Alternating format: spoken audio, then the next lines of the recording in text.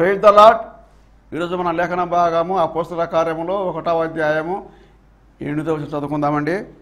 ఆయనను పరిశుద్ధాత్మ మీ మీదికి వచ్చినప్పుడు మీరు శక్తి పొందరు కనుక మీరు యెరూషలేములోను యూదయ సమరయ దేశమంతటను భూదిగంతల వరకును నాకు సాక్షులైందని వారితో చెప్పాను. ఆమేన్. దేవునికి స్తోత్రం. హల్లెలూయా, హల్లెలూయా, హల్లెలూయా. స్తోత్రం. మన ప్రభువును రక్షకుడైనటువంటి యేసుక్రీస్తు యొక్క ప్రశస్తమైన అమూల్యమైనటువంటి నామములో, అన్ని నామముల కన్నా శ్రేష్టమైనటువంటి ఆ నామములో, రక్షించేటువంటి శక్తి కలిగినటువంటి నామాన్ని బట్టి నేను దేవుని స్తుతిస్తూ ఆ నామములో మీకు అందరికీ వందనాలు, స్వాగతం, అభినందనలు తెలియజేస్తున్నాను. దేవునికి స్తోత్రం. హల్లెలూయా. గత వారంలో అనగా గత వారము దానికి ముందు వారం ప్రభు కృపను బట్టి 2వ తేదీ నుంచి 15వ తేదీ వరకు ప్రభు సన్నిధిలో గడపడానికి, ఉపవసించడానికి గిడియోన్ మిషన్ చర్చ్ జిఎంసి అనేటువంటి శాంతినగర్లోని మా స్థానిక మందిరంలో ఉపవసించడానికి, కొంతమంది దైవజనులందరూ కలిసి ఉపవసించడానికి దేవుడిచ్చిన అవకాశాన్ని బట్టి నేను దేవుని స్తుతిస్తున్నాను. ప్రభుతో గడిపేటువంటి సమయము అద్భుతం. అందుకనే భక్తులు పాడినట్లుగా నీతో గడిపే ప్రతి క్షణము ఆనంద బాష్పాలు ఆగవయ్యా అని పాడినట్లుగా, అవును, ఆనంద బాష్పాలు వచ్చినా రాకపోయినా, ఆనంద బాష్పాలు వస్తే దేవునికి స్తోత్రం. ఒకవేళ ఆవేదన బాష్పాలు వచ్చినా మన ఆవేదన బాష్పాలని ఆనంద బాష్పాలుగా మార్చగలిగినట్టు మన దేవుడు. స్తోత్రం. హల్లెలూయా. సమయంలో మనము గత దినాల్లో దేవుడు జరిగించిన ఎన్నో మేళ్ల గురించి మనం మాట్లాడుకున్నాం. గత దినాల్లో మనం అనేకమంది వాక్య భాగాలు ధ్యానించుకున్నాం. అపోస్తల కార్యములు ధ్యానాల్లో ఉన్నాం. మొదటి అధ్యాయంలో ఉన్నాం. మొదటి అధ్యాయంలో సుమారు ఒక 14 మెసేజ్లు, ఇంకో 14-15 మెసేజ్లు తర్వాత మనం 2వ అధ్యాయంలోకి వెళ్ళబోతున్నాం. అనగా ఇంచుమించు జనవరి ఎండింగ్ కానీ ఫిబ్రవరిలో కానీ 2వ అధ్యాయం మనం ఆరంభించుకోబోతున్నాం. దేవుని వాక్యంలోంచి విషయాలు, లోతైన విషయాలు, సంగతులను పైపైనే చూడకుండా కొద్దిగా డీప్గా గ్రామటికల్గాను, లేకపోతే లాంగ్వేజ్ పరంగా, మూల భాషల పరంగా, లేదా వ్యాఖ్యాన పరంగా, ఇక వివరణ, వీటన్నిటి దృష్ట్యా మనం కొద్దిగా లోతుగా వెళ్ళడానికి ప్రయత్నం చేస్తాం. స్తోత్రం. హల్లెలూయా. ఈ కార్యక్రమాన్ని మీరు ఆదరిస్తున్న విధానాన్ని బట్టి నేను ప్రభు నామాన్ని మహిమపరుస్తున్నాను. గత దినాల్లో ఒక సహోదరి ఆమె ప్రార్థన చేయమని కోరారు. తిరుపతి నుంచి కాల్ చేశారు, లేకపోతే మెసేజ్ పెట్టారు. వారిని బట్టి నేను ప్రభు నామాన్ని మహిమపరుస్తున్నాను. కుటుంబ సమస్యలు, భర్తతో సమస్య కాబట్టి ఆ సహోదరి కొరకు ప్రత్యేకంగా మా స్థానిక సంఘంలో ప్రార్థన చేశాం. ఇంకా చాలామంది విడుదల పొందాల్సినటువంటి అవసరం ఉంది. ఈ సమయంలో ఒకరిద్దరి కోసం మనం ప్రత్యేకంగా ప్రార్థన చేసుకొని కార్యక్రమంలో ముందుకు సాగుదాం. పరిశుద్ధుడమైన మా దేవా, మీకు వందనాలు చెల్లిస్తున్నాం. ఈ సమయంలోనైనా మా ప్రియ సహోదరి తిరుపతిలో ఉన్నట్టు మీ దాసురాలి కొరకు ప్రార్థన చేస్తున్నాం. భర్త మారు మనసు లేకుండా, రక్షణ లేకుండా వేరొక స్త్రీతో ఉంటూ తమ కుటుంబ బాధ్యతలు ఏమాత్రం పట్టించుకోకుండా విస్మరించి తిరుగుతున్నాడు. ప్రభా, ఆ బిడ్డకి మీరు మారు మనసు కలుగు చేయండి. ఆ సహోదరి కొరకు ప్రార్థన చేస్తున్నాం. అయ్యా, మేము మాట్లాడుకున్నట్టుగా వారి జీవితంలో ఆనంద బాష్పాల అనుభవం వారికి మీరు కలుగు చేయమని అనుకుంటున్నాం. అంతేకాకుండా నాయన దూర ప్రాంతంలో ఉన్నటువంటి అయ్యా మీ దాసురాలు అయ్యా సోదరి చేతన జడ్సన్ గారి కొరకు ప్రార్థన చేస్తున్నాం. ఆ బిడ్డను మీరు జ్ఞాపకం చేసుకోండి. గత దినాల్లో హిస్టరెక్టమీ ఆపరేషన్ జరిగింది. కొన్ని టెన్షన్స్ ఉన్నాయి, కొన్ని ఆందోళనలు ఉన్నాయి. ఆ ఆందోళనలన్నీ తొలగించమని అనుకుంటున్నాం. మీ దాసులు జరిగిస్తున్న పరిచర్య కొరకు, వారి పాప కొరకై మీకు వందనం చేయిస్తున్నాం. 2 ప్రదేశాల్లో జరుగుతున్నటువంటి తూర్పుగోదావరి జిల్లాలో జరుగుతున్న వారి పరిచర్య కొరకై మీకు వందనం చేయిస్తున్నాం. ప్రభు, మా ప్రియ సహోదరులు కొంతమంది హిస్టరెక్టమీ ఆపరేషన్ గుండా వెళ్ళారు. వారి కొరకు మేము ప్రత్యేకంగా ప్రార్థన చేస్తున్నాం. అపెండిసైటిస్ ప్రాబ్లం వలన ఆపరేషన్ చేసుకున్న వాళ్ళు, ఇంకా వేరు వేరు ఆపరేషన్లు చేసుకున్నటువంటి మా సహోదరులు ఉన్నారు. వారి కొరకు మేము ప్రత్యేకంగా ప్రార్థన చేస్తున్నాం. వారి దేహములో దైవికమైన శక్తి దిగిరాగలుటూ సహాయం చేయమని అడుగుతున్నాం. ప్రభా, దేవా మీకు వందనం చేస్తున్నాం. ఆపరేషన్ ముందు కానీ, ఆపరేషన్ సమయంలో, ఆపరేషన్ తర్వాత అయినా కానీ వారికి ఎటువంటి టెన్షన్ లేకుండా, వారి చింత యావత్తు మీ మీద వేసుకుని, వారి భారం అంతా మీ మీద వేసి ఏమాత్రం భయపడకుండా వారు ముందుకు సాగుతూ సహాయం చేయమని అడుగుతున్నాను. మా సమస్యలన్నీ పరిష్కరించే దేవుడివి నాయన, మా ప్రార్థన ఆలకించువాడా, సర్వ శరీరులు నీ యొద్దకు వస్తున్నారు. అవును ప్రభా, మేమందరం నీ దగ్గరికి వస్తున్నాం. మీ దగ్గరికి వస్తే మాకు ఆదరణ, ఆనందం, నీ దగ్గరికి వస్తే అనేకమైన ఆశీర్వాదాలు దొరుకుతాయి. కనుక మీ సన్నిధానానికి వస్తున్నాం. నిన్ను విడిచి మేము ఎవరి దగ్గరికి వెళ్తాం ప్రభా? ఏ దేవుని దగ్గరికి, ఏ మతం దగ్గరికి, ఏ మార్గం దగ్గరికి మేము వెళ్తాం? నీవు తప్ప వేరొక మార్గం లేదు. ఈ సమయంలో మిమ్మల్ని స్తుతిస్తున్నాం ప్రభా. ప్రభా, మా ప్రియుల్ని అయ్యా చెప్పబడినట్టు 2 వ్యక్తులు మీరు దర్శించండి. తిరుపతిలోని సహోదరి కొరకు, తూర్పుగోదావరి జిల్లా నుండి మీ దాసురాలి కొరకు ప్రార్థన చేస్తున్నాం. అయ్యా ఇంకా అనేక మంది దేవజనురాలు ప్రభు రకరకాల సమస్యల గుండా వెళుతున్నారు. వారి ప్రతి సమస్య నుంచి వారిని మీరు విడిపించండి, దర్శించండి, బలపరచమని అడుగుతున్నాం ప్రభు. దేవా మీకు వందనాలు, దేవా మీకు వందనాలు, మీకు వందనాలు చేస్తున్నాం. మరి ముఖ్యంగా మీ దాసులు మా ప్రియ సోదరులు డేవిడ్ రాజు గారి కొరకు, డేవిడ్ రాజు గారు పెద్దపల్లి వారి కొరకు ప్రత్యేకంగా ప్రార్థన చేస్తున్నాం. వారి ప్రోస్టేట్ గ్లాండ్ ప్రాబ్లంగా ఉంది. ఆ ప్రాబ్లం అంతా సాల్వ్ చేయండి, మీ కార్యము జరిగించమని అడుగుతున్నాం ప్రభు. ఆపరేషన్ లేకుండా మీ కార్యం జరగగలటూ సాయం చేయండి. మీ కుమారుని యొక్క దేహంలో మీ కార్యం జరిగించండి. మీ కుమారుని మీరు వాడుకుంటున్న విధానం కొరకే మీకు వందనం చేస్తున్నాం. ఇంకనూ మీరు వాడుకోమని అడుగుతున్నాం ప్రభు. దేవా మీకు వందనాలు చేస్తున్నాం. ఈ ప్రార్థనలో ఏకమించిన ప్రతి వ్యక్తి కొరకే మీకు వందనం చేస్తున్నాం. ఈ సమయంలో మీ మాటలు వినబోతున్నాం. మీ మాటల ద్వారా మీరు మాతో మాట్లాడండి, మమ్మల్ని బలపరచండి, మమ్మల్ని ధైర్యపరచండి. నూతనమైన దినము కొరకు, నూతనమైన వారం కొరకు, నూతనమైన మాసం కొరకు మీరు మమ్మల్ని సిద్ధపరచమని అడుగుతున్నాం ప్రభు. అయ్యా అధైర్యపరిచేవారు అనేకులు ఉన్నటువంటి ఈ లోకంలో ప్రభా ఏటికి ఎదురీత చేస్తూ నిలబడడానికి మీరు మాకు శక్తిని అనుగ్రహించండి ప్రభా. సజీవులు ఉన్న దేశంలో యెహోవా దయను పొందుతున్న నమ్మకం లేకపోతే నేనేమవుతానని భక్తుడు చెప్పినట్లుగా మాకంటే నమ్మకాన్ని, నిరీక్షణను, విశ్వాసాన్ని మీరు కలిగించినందుకు, పుట్టించినందుకు మీకు వందనం చేయిస్తూ శాంతి టీవీ కొరకు ఆయన హెచ్చవలసినది అనేటి కార్యక్రమాన్ని బట్టి మీకు వందనం చేస్తూ మీ దాసుని మీ చేతిలో సమర్పిస్తూ జరిగిన ఉపవాస కూడికలన్నింటిని బట్టి మీకు వందనం చేయిస్తూ సకల ఘనత, మహిమ, ప్రభావాలు మీకు ఆరోపిస్తూ మా ప్రభువును ప్రియరక్షకుడైనటువంటి యేసుక్రీస్తు నామములోనే ప్రార్థించగలుగుతున్నాం మా పరమ తండ్రి. ఆమేన్, ఆమేన్, ఆమేన్. దేవునికి స్తోత్రం. మరొక పర్యాయము మీకు ప్రత్యేకమైన వందనాలు తెలియజేస్తున్నాను. ఈ సమయంలో మనం దేవుడి వాక్యాన్ని ధ్యానించుకుందాం. దయచేసి మీ ప్రార్థన మనవులు పంపించండి. మీ కొరకు మేము ప్రత్యేకంగా ప్రార్థన చేస్తాం. స్థానిక సంఘంలో ప్రార్థన చేస్తున్నారు. నాతో పాటు కొంతమంది దేవజనులు పాస్టర్ విజయ్ కుమార్ గారు, పాస్టర్ విజయరత్నం గారు, పాస్టర్ జ్ఞానసూర్యుడు గారు, పాస్టర్ దీప్తి గారు, పాస్టర్ ఉదయ్ గారు, పాస్టర్ విక్టర్ బాబు గారు, ఇంకా బ్రదర్ ఇమ్మానియల్ గారు, ఇంకా కొంతమంది దేవజనులు మాతో కలుసుకుంటున్నారు. వారందరం కలిసి ప్రార్థన చేస్తున్నాం. కనుక ఈ ప్రార్థన ఉద్యమంలో మీరు పాలిభాగస్తులు కావాల్సిందిగా మిమ్మల్ని ప్రేమపూర్వకంగా కోరుతున్నాం. స్తోత్రం. హల్లెలూయా. ఈ సమయంలో మనం దేవుని వాక్యాన్ని ధ్యానించుకుందాం. నిన్న మనం ఆలోచించినటువంటి విషయాలు మీకు కాస్త గుర్తు చేస్తాను. నిన్న మనం అపోస్తల కార్యములు 1వ అధ్యాయము 11వ వచనాన్ని ఆధారంగా చేసుకొని ఇద్దరు మనుషులు, ఇద్దరు శ్వేత వస్త్రములు ధరించిన వారు, తెల్లని వస్త్రములు ధరించిన వారు మీరెందుకు ఆకాశం వైపు చూస్తున్నారు అనేటువంటి మాటను అడిగినట్లుగా మనం చూస్తున్నాం. దాన్ని ఆధారంగా చేసుకొని మన చూపు ఎటువైపు, చూపు నీ చూపు నా చూపు ఎటువైపు అనే దాని గురించి మనం ఆలోచించాం. ఆకాశం వైపు చూస్తున్నామా, అంతరిక్షం వైపు చూస్తున్నామా, పైన చూస్తున్నామా, దూర ప్రాంతాలకు చూస్తున్నామా, భౌతికమైన ఆకాశం వైపు చూస్తున్నామా? ఆకాశము, మేఘాలు, నక్షత్రాలు, సూర్యుడు, చంద్రుడు వీటినే చూసుకుంటూ, ప్రకృతి సంబంధమైన వాటినే చూసుకుంటూ గడుపుతున్నామా? ఆకాశం వైపు చూస్తున్నారు. ఆకాశం వైపు చూడాల్సిన అవసరం లేదని, మొదటి ఆకాశం వైపు చూడాల్సిన అవసరం లేదని, మూడో ఆకాశం వైపు చూడాలని. మొదటి ఆకాశాన్ని మనం మామూలు నేత్రాలతో చూడవచ్చు, మూడో ఆకాశాన్ని మనోనేత్రాలతోనే మనం చూడగలం.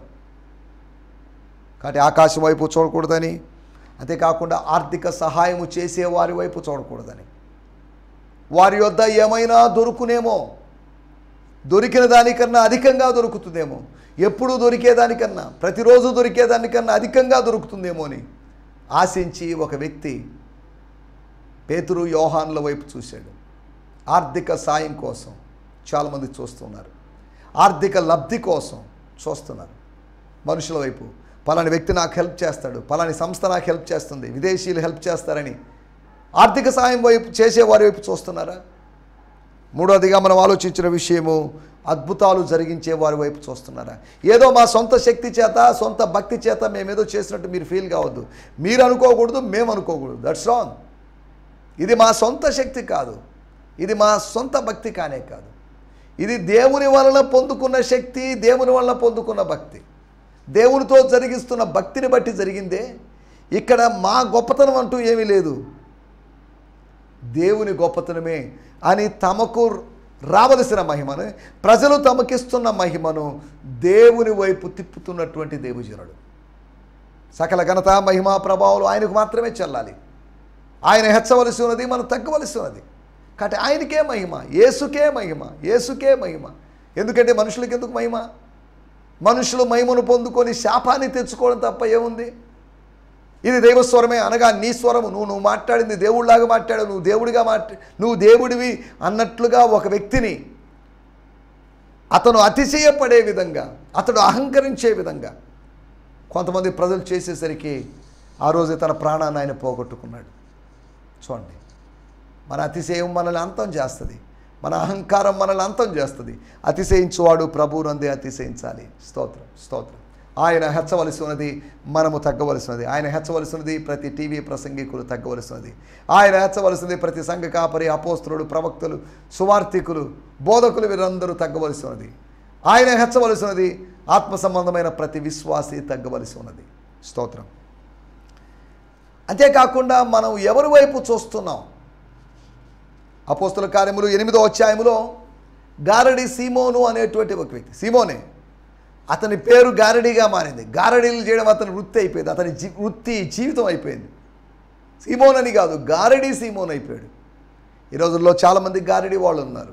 రకరకాలు, అంత ఇవ్వండి, ఇంత ఇవ్వండి, అంత డొనేషన్ కట్టండి, ఇంత కట్టండి, ఇంత ఇవ్వండి, అంత కానుక ఇవ్వండి అని గారడీ విద్య చేస్తున్నట్లుగా ఏదో చేసి మీ తలనొప్పి తగ్గిస్తాం, మీ కాళ్ళ నొప్పులు తగ్గిస్తాం, మీ ఆస్మాలు తగ్గిస్తాం, మీ బీపీలు తగ్గిస్తాం అని దేవుని సేవను వ్యాపారంగా మార్చినటువంటి అనేక మంది గారడీ వాళ్ళు ఉన్నారు. ఈ గారడీ వాళ్ళకి అంతం ఒకరోజు జరగబోతుంది. ప్రభు వచ్చినప్పుడు ఈ గారడీ వాళ్ళ పని పడతాడు అనే సంగతిని మనం జ్ఞాపకం చేసుకున్నాం. దేవునికి స్తోత్రం. గత ఎపిసోడ్లో ఆకాశం వైపు చూడకూడదని, ఆర్థిక సాయం చేసే వారి వైపు చూడకూడదని, అద్భుతములు జరిగించే వారి వైపు చూడకూడదని, అపవాది కార్యములు చేసేవారి వైపు, దైవ కార్యాలుగా ఎంచబడుతూ దైవ కార్యాలు అని భ్రమింపజేస్తూ మ్యాజికల్ షోస్ లేకపోతే హిప్నోటిస్టిక్ వేలో లేకపోతే మనుషుల్ని రకరకాలుగా భ్రమింపజేసేటువంటి కార్యాలు చేసేటువంటి వాళ్ళు ఉన్నారు. జాగ్రత్త, మోసపోవద్దు. దేవుడు బడడు, మోసపోవద్దు. Don't be deceived.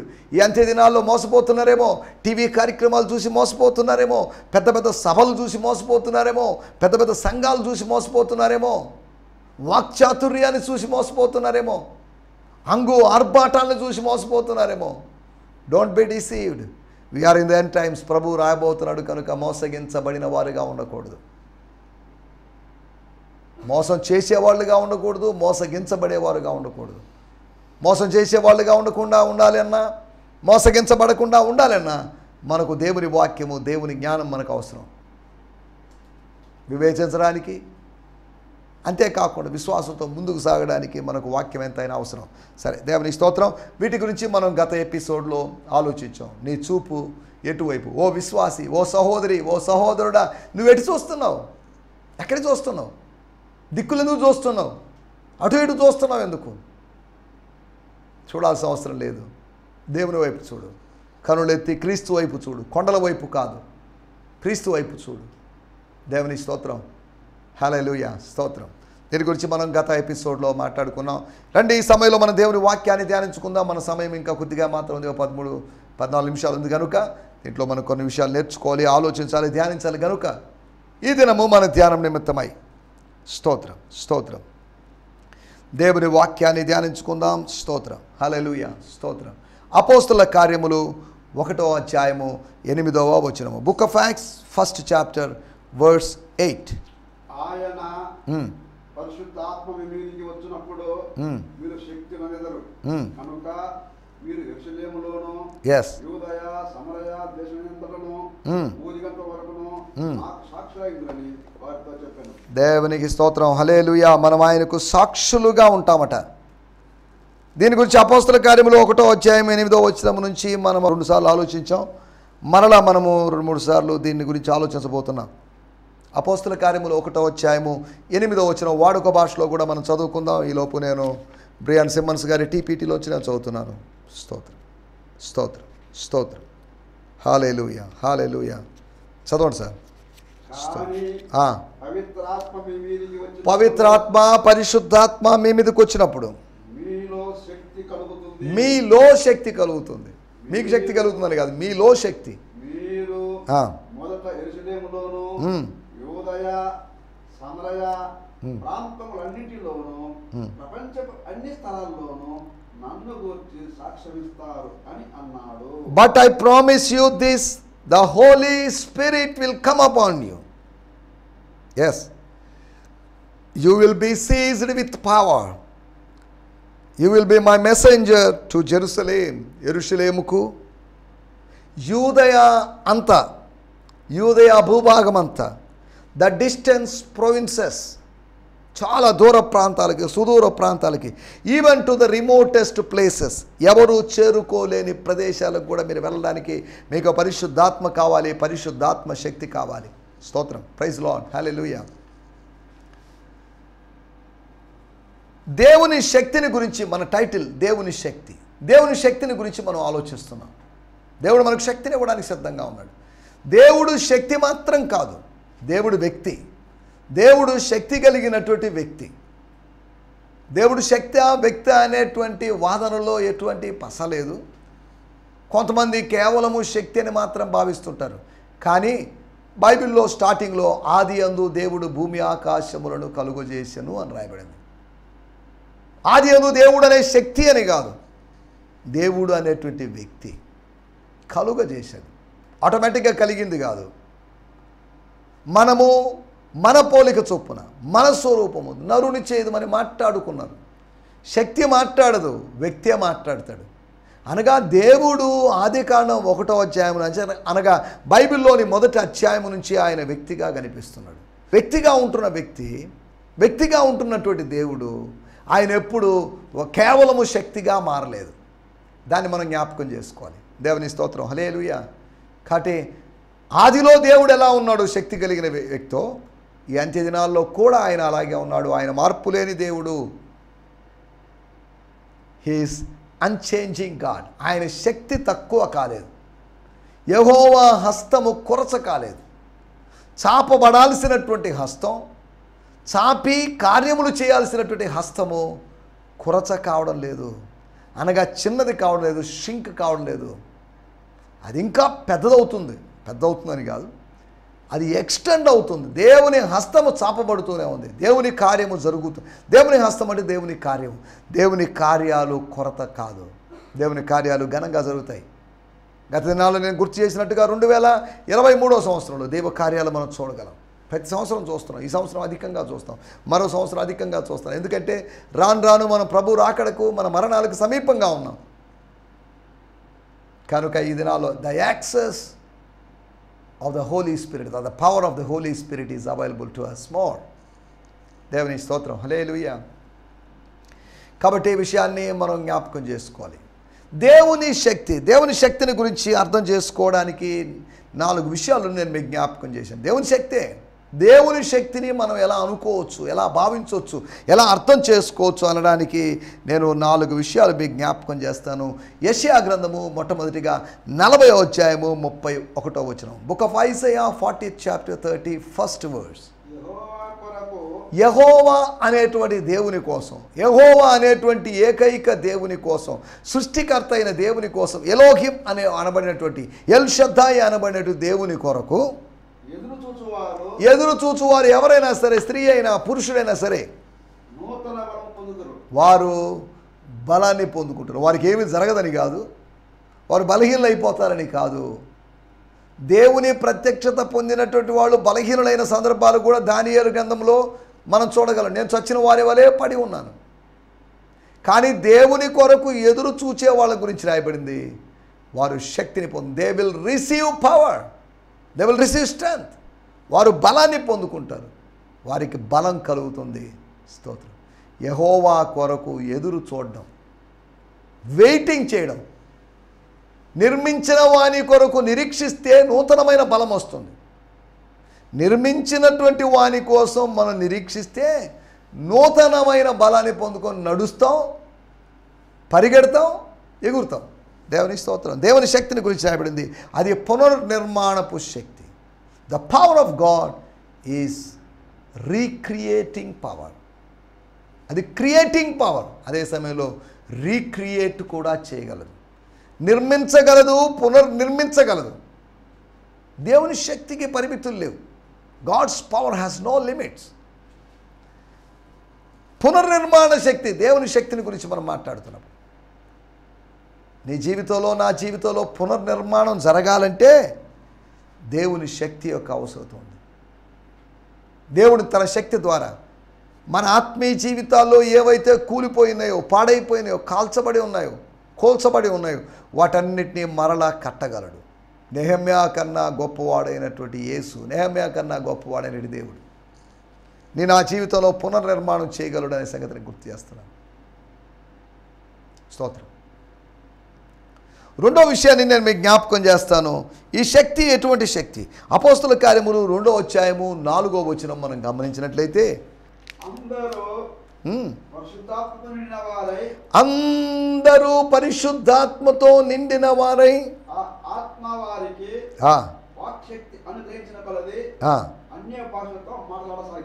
దేవుని స్తోత్రం. They were all filled and equipped with the Holy Spirit and were inspired to speak in tongues, empowered by the Spirit to speak in languages they had never learned. అనగా వాళ్ళందరూ నింపబడ్డారు, సిద్ధపరచబడ్డారు, అంశుల మటుకు నింపబడ్డారు. With దేంతో? With the holy spirit, పరిశుద్ధాత్మ చేత నింపబడ్డారు. స్తోత్రం. వారు నింపబడ్డారు అన్నప్పుడు 2 మాటలు ఉపయోగించబడ్డాయి. ప్లెరో అనేటువంటి మాట లోపల నింపబడ్డారు అని అర్థం. రెండవది ప్లెతో అనేటువంటి మాట, దాని అర్థం ఏంటి అంటే వాళ్ళు వెలుపల నింపబడ్డారు. ప్లెరో మరియు ప్లెతో అనేటువంటి ఆ గ్రీకు మాటలు నింపబడ్డానికి ఉపయోగించినటువంటి మాటలు. ఇక్కడ రాయబడిన మాటలు they were both filled inside and outside. Outside ఏం నింపబడ్డారు అనగా, ఇంకా చెప్పాలంటే, సులభంగా చెప్పాలంటే, వారి శరీరముల్లో కూడా ఏదో అనుభవం, వారి ఆత్మలో కూడా ఏదో అనుభూతి అనగా లోపల వెలుపట, అనగా డబుల్ బెనిఫిట్ అన్నట్టుగా, డబుల్ ఆఫర్ అన్నట్టుగా పరిశుద్ధాత్ముడు నీ ఆత్మను మాత్రమే కాదు, నీ ఆత్మను, నీ యొక్క మనస్సును, నీ యొక్క దేహాన్ని, నీ ప్రాణాత్మ శరీరములను ఆయన తన రాకడ కొరకు నిందారహితంగా ఉంచగలడు. అటువంటి దేవుడు పరిశుద్ధాత్ముడు వచ్చి మనలోని 3 భాగాల్లో పనిచేస్తున్నాడు. దేవుని స్తోత్రం. హల్లెలూయా. అనగా వారు నేర్చుకోనటువంటి, అప్పటిదాకా మాట్లాడడం తెలియనటువంటి కొత్త భాషల్లో మాట్లాడారు. మార్కు సువార్త 16వ అధ్యాయంలో ఉన్నట్టుగా వారు నమ్మిన వారి వలన ఈ సూచక్రియలు కనబడతాయి. నమ్మిన వారు కొత్త భాషలు మాట్లాడతారు, న్యూ లాంగ్వేజెస్. సరే, మనం వీటిలోకి వెళ్ళలేదు, మన సమయం అయిపోతుంది కనుక. రెండోది పలికించేటువంటి శక్తి. ఒకటి పునర్నిర్మాణము జరిగించేటువంటి శక్తి, దేవుని శక్తి. రెండోది పలకని వాళ్ళని, పురుషులైనా స్త్రీలైనా ప్రతి వారిని పలికింపజేసేటువంటి, మాట్లాడింపజేసేటువంటి, ప్రతి వారిని నోరు తెరిపింపజేసేది అటువంటి శక్తి దేవుని శక్తి. మూడో విషయాన్ని నేను మీకు జ్ఞాపకం చేస్తాను. మొదటి రాజుల గ్రంథము 19వ అధ్యాయము 7వ వచనం. మొదటి రాజుల గ్రంథము 19వ అధ్యాయము 7వ వచనంలో రాయబడింది, నీ శక్తికి మించినటువంటి ప్రయాణము నీకుంది. ఒక ప్రయాణం ఉంది ఏలియా, నీ శక్తికి మించింది. నీ శక్తి ద్వారా కొద్ది దూరం ప్రయాణం చేస్తావు, కానీ నీ శక్తికి అతీతంగా ఇంకా ఎక్కువ దూరం ప్రయాణిస్తావు. అనగా మానవ శక్తితో ఏలియా తన సొంత శక్తితో కొంత దూరం వెళ్ళగలడు, కానీ ఏలియా స్వర్గపు శక్తితో మానవ శక్తికి ఉన్నటువంటి పరిమితులను అధిగమించి అధికంగా వెళ్ళగలడు. ఎక్స్ట్రా మైల్ వెళ్ళడానికి మనకు దేవుని యొక్క శక్తి కావాలి. మామూలుగా వెళ్ళాం, దానికి మానుషిక శక్తి చాలు. కానీ ఎక్స్ట్రా మైల్ వెళ్ళాలంటే, అధికంగా చేయాలంటే, అద్భుతంగా చేయాలంటే మాత్రం మనకు దేవుని యొక్క శక్తి కావాలి. ఏలియాకు దేవుడు ఆహారం ఇచ్చాడు దేవదూత ద్వారా. కాల్చబడినట్టు నిప్పుల మీద రొట్టెని తిన్నాడు. తిన్న తర్వాత బలం వచ్చింది. తాను ప్రయాణించలేడు, తాను ప్రయాణించకూడదు అనుకున్న ప్రయాణాన్ని కూడా పరిశుద్ధాత్ముడు అనుగ్రహించాడు. పరలోకము నుంచి నీకు ఒక కొత్త ప్రయాణం ఉంది. ఆ ప్రయాణం అంటే విదేశాలకో, అమెరికాకో, ఇంగ్లాండ్కో, లేదు అంటే ఇంకా ఏదైనా దేశాలకని కాదు నా మాట్లాడే ఉద్దేశం. ఆత్మలో ప్రయాణం ఉంది. ఆత్మలో ఎదుగుదల వైపుగా, ఆత్మలో మనం ఫుల్ కావడానికి, అనగా సంపూర్ణము కావడానికి మనం ప్రయాణిస్తున్నాం. దేవుని స్తోత్రం. హల్లెలూయా. మనం ఆలోచిస్తున్న మాట, దేవుని మాట, దేవుని శక్తి ఎటువంటిదంటే పునర్నిర్మాణాన్ని కలిగించేటువంటి శక్తి, రెండవది పలికించేటువంటి శక్తి, మూడవది వచ్చేసి ప్రయాణానికి మనల్ని సిద్ధపరిచేటువంటి శక్తి. మానసికంగా సిద్ధపరిచి నీ కాళ్లకు బలాన్నిచ్చి నీ కాళ్ళను లేడి కాళ్ళుగా చేసి నిన్ను పంపించేటువంటి శక్తి, ఏలియాను పంపించినటువంటి పరిగెత్తించినటువంటి శక్తి. నాలుగో విషయం నేను మీకు జ్ఞాపకం చేస్తాను. లూకాసు వార్త 24వ అధ్యాయము 49వ వచనంలో రాయబడింది. లూకాసు వార్త 24వ అధ్యాయము 49వ వచనంలో రాయబడింది, పైనుండి శక్తిని మీరు పొందుకునేంత వరకు, అనగా పరలోకము నుండి శక్తిని పొందుకునేంత వరకు. యోహాను సువార్త 3వ అధ్యాయంలో పైనుండి జన్మించడం అనగా కొత్తగా జన్మించడం, పైనుండి శక్తి, పవర్ ఫ్రమ్ అబౌవ్. ఆ శక్తి చేత నింపబడాలి, ఆ శక్తి చేత కప్పబడాలి. మీరు పరిశుద్ధాత్మ చేత, పరిశుద్ధాత్మ శక్తిని వస్త్రముగా కప్పుకోవాలి అని దాని అర్థం. యేసును ధరించుకున్నారు, మీరు క్రీస్తు యేసును ధరించుకున్నారు, కానీ పరిశుద్ధాత్మ అనుభవాన్ని కలిగి ఉండండి. క్రీస్తును కలిగి ఉన్నారు, రక్షింపబడ్డారు, బాగానే ఉంది. రక్షణతోనే సరిపెట్టుకోకుండా పరిశుద్ధాత్మ అనుభవంలోకి వెళ్ళాలి, ఆ ప్రయాణాన్ని సాగించాలి. పైనుండి శక్తి రావాలి. పైనుండి శక్తి అంటే ఏంటి అమ్మా? పరిశుద్ధాత్మ నిన్ను కమ్ముకుంటాడు, పరిశుద్ధాత్మ శక్తి నిన్ను కమ్ముకుంటుంది. సర్వోన్నతుని శక్తి పరిశుద్ధాత్మ శక్తి. పరిశుద్ధాత్మ అంటే ఆయన సర్వోన్నతుడు, దేవుడు. ఆ దేవుని శక్తి నీ మీదకి వస్తుంది, ఆ దేవుని శక్తి మరియల మీదకి వస్తుంది, ఆ దేవుని శక్తి యోసేపుల మీదకి వస్తుంది, ఆ దేవుని శక్తి మన మీదకి వస్తుంది. స్తోత్రం, హల్లెలూయా. అని ఇక్కడ ఆలోచిస్తున్నట్టే నాలుగో విషయం, పైనుండి శక్తి. ఒకటి పునర్నిర్మాణానికి కావలసిన శక్తి అని చెప్పుకున్నాం. రెండవ శక్తి అది దేనికంటే పలికించేటువంటి శక్తి. నువ్వు పలకలేని దాన్ని పలకడానికి. ప్రేమ ఉంది కానీ పలకలేని పరిస్థితిలో ఉన్నావేమో, ప్రేమను పుట్టించి పలికించేటువంటి శక్తిని ఇవ్వగలిగినటువంటి దేవుడు. మూడో విషయం, ప్రయాణానికి మనల్ని సిద్ధపరిచేటువంటి దేవుడు, ప్రయాణానికి కావలసిన శక్తి. అంతేకాకుండా నాలుగవదిగా పైనుండి శక్తి. మరియమ్మకు లభించిన శక్తి, ఏలియాకు లభించినటువంటి శక్తి, యెషయా కాలములో లభించినటువంటి శక్తి, అంతేకాకుండా అపోస్తలులకు లభించిన శక్తి, అంతా ఒకటే, దైవశక్తి. కాబట్టి నా మాటలు ఇక్కడ నేను ముగించేస్తున్నాను. అట్టి దేవుని శక్తిని పొందుకొని దేవుని శక్తి చేత కాపాడబడుతూ ముందుకెళ్ళడానికి మనకందరికీ ప్రభు సహాయం చేయనుగాక. ఆమేన్, హల్లెలూయా, లేలుయా. మీ అందరికీ వందనాలు. ప్రభు మిమ్మల్ని దీవించునుగాక. ప్రభు చిత్తమైతే రేపు ఉదయకాలము ఇదే సమయం ఇదే ఛానల్లో కలుసుకుందాం. లేలుయా, స్తోత్రం. ఈ సందేశము మీకు ఆశీర్వాదకరంగా ఉందని నమ్ముచున్నాము. ప్రార్థనా అవసరతల కొరకు మమ్మల్ని సంప్రదించవలసిన మా చిరునామా గిద్యోన్ మిషన్ చర్చ్, 6వ వీధి, శాంతినగర్, నెల్లూరు 4, ఆంధ్రప్రదేశ్. పిన్ 524004. మా ఫోన్ నంబర్లు 7036443613 మరి ఒక నంబర్ 9392293010. మా ఈమెయిల్ ఐడి gfihmi2015@gmail.com. దేవుడు మిమ్మును ఆశీర్వదించునుగాక. ఆమేన్.